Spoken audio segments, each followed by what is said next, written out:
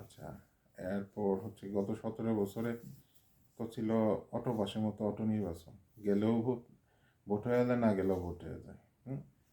সকাল 10টার সময় উইঠা 11টার সময় ভোট কেন্দ্রে গেলে বলে এদের 9টার সময় ভোট দেওয়া শেষ।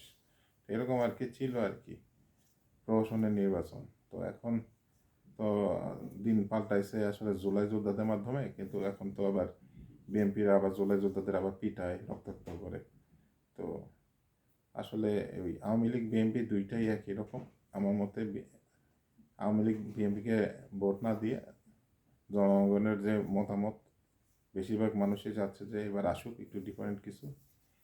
তো আমি মনে করি যে যদি জামাত ইসলাম আসে, আশা করি ইনশাল্লাহ ভালো কিছুই হবে দেশের জন্য। আচ্ছা, জামাত ইসলাম আসলে ভালো কিছু হবে, সে প্রেক্ষিতে আপনার কাছে আমার কিছু প্রশ্ন। জামাত ইসলাম ক্ষমতায় আসলে নারীরা কি সমাজে অবহেলিত হবে? নারীদের কোনো অধিকার ক্ষুণ্ণ হবে? নারীরা কি তাদের মানে বাহিরে যাওয়ার স্বাধীনতা হারাতে পারে? তাদের নিজেদের স্বাবলম্বী হওয়ার স্বাধীনতা হারাতে পারে? এবং নারীরা কি তাদের নিজেদের যে নিজেকে প্রতিষ্ঠিত করা, সেটার কোনো স্বাধীনতার ব্যাঘাত ঘটতে পারে? এবং প্রতিটা বিষয় নারীরা কি তাদের নিজেদের লাইফ সিকিউরিটির কোনো স্বাধীনতা হারাতে পারে?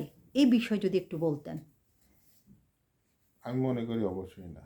ঠিক আছে, কারণ তারা ইসলামের পথে, ইসলামের শরিয়া মোতাবেক চলাফেরা করবে, কিন্তু কারো কোনো স্বাধীনতা হস্তক্ষেপ করবে আমি সেটা মনে করি না।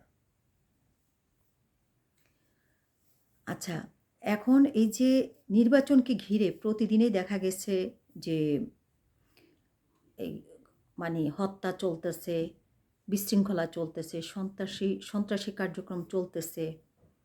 এটা মানে কি ইঙ্গিত বহন করে?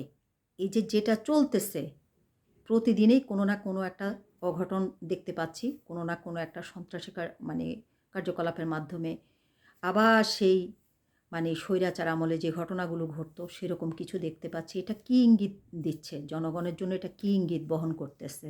এটার ইঙ্গিত হলো যে গায়ে মানে না আপনি মরল, বিষয়টা এরকম আর কি। যেমনি হোক এই তাল গাছটা আমার, বিচার যেটাই হোক, মানে ভোট যাই হোক, মানে তাদের কথা হলো যে দানের শীষটা আমার, সেটাই ইঙ্গিত বহন করতেছে। এক কথায় বুঝাই দিলাম।